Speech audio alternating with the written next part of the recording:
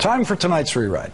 America continues to rewrite its attitude toward legalizing marijuana, while the federal government's attitude remains etched in granite. Since Gallup started asking Americans if marijuana should be legal back in 1969, most have always said no.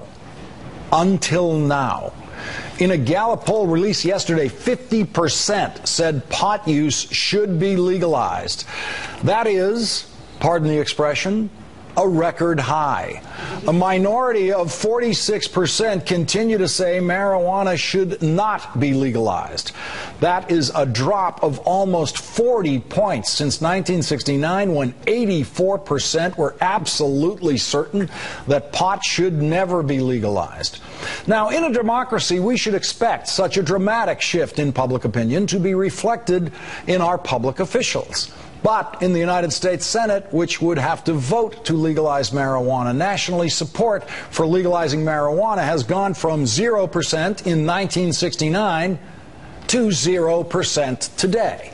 Even though the United States Senate now includes some admitted former pot smokers who now have no intention of making legal what they once got away with. President Obama, himself a former pot smoker whose academic and professional achievement was obviously unhindered by the occasional high, appointed Michelle Leonhardt as his head of the Drug Enforcement Administration.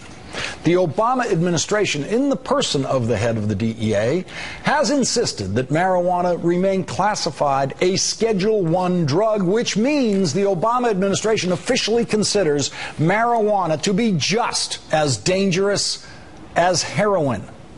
Now, we know that no one in the Obama administration is stupid enough to actually think that. But we also know that politicians have no intention of facing reality anytime soon when it comes to marijuana. Politicians will continue to allow young lives to be ruined for mere possession of marijuana. Politicians will continue to allow people to be arrested, allow people to go to jail, allow people to get criminal records, get kicked out of school, get fired, be turned down for jobs because they try or use marijuana. Something more than one president of the United States has done and gotten away with. Meanwhile, America is going to continue to get high, as it always has, legally on booze and illegally on a lot of things, including marijuana, which is a much, much healthier choice than whiskey. Senators, members of Congress, presidents, vice presidents, and Supreme Court justices are going to continue to get high, many of them every day and every night.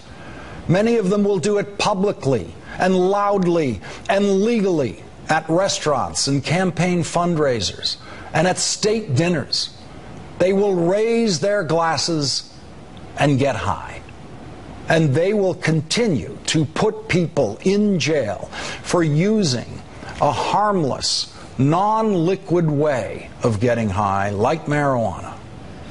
Such hypocrisy carries an even stronger stench than the alcohol-drenched breath of those politicians and judges and prosecutors and DEA officials.